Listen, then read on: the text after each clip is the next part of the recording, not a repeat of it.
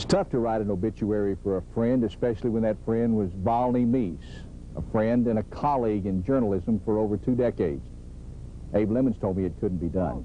The writer won't be able to put in there the things you read in the paper of people trying to find something to say. And it's just, you just can't make up for him. I agree, Abe, but I've got to give it a shot. Volney Meece spent most of his working life here in the stadium, working in the press box. He got in the locker rooms, and he got to know players and coaches and team owners intimately. I've asked them to help me tell the story of Volney Meece's life. Here's Steve Owens. I just had a great trust for Volney, and as time progressed, he became a very close friend. Somebody I cared about, as I've mentioned, very deeply, and someone I'm going to really miss. Volney also spent a lot of time at the 89er baseball yard, covering the games and being the official scorekeeper. Matter of fact, he spent so much time at all sports and did such a great job, he was inducted into the 89er Hall of Fame. He was a great friend to the owners, Patty and Binghamton. We never looked at him as a reporter or someone who would print anything that would be adverse. He was honest. He was going to say anything that needed to be said. But he was comfortable, and he was friendly, and really genuinely interested in us being a success. Volney and many of the coaches became lifelong friends. One such relationship was with Abe Lemons. And again, we heard about trust.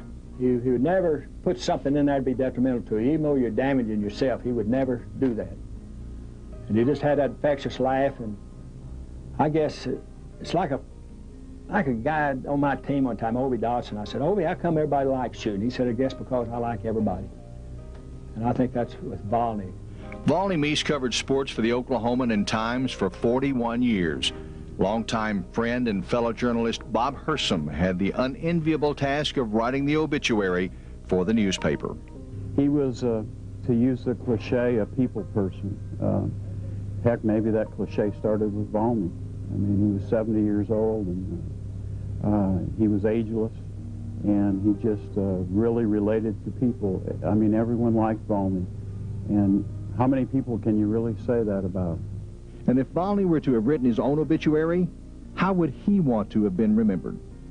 I think he truly loved doing what he was doing, and I think if you look at the response from not only his friends here in Oklahoma City, but across the country, the great respect that people had for Volney, I think that's the way we should all remember him, as a very special, special human being. I think as a person who genuinely cared about his work and the pride that he took in how he reported the truth, and yet never downgrading anyone or taking advantage of anyone. Volney Meece was buried in his hometown of Tonkawa, Oklahoma, Friday at noon.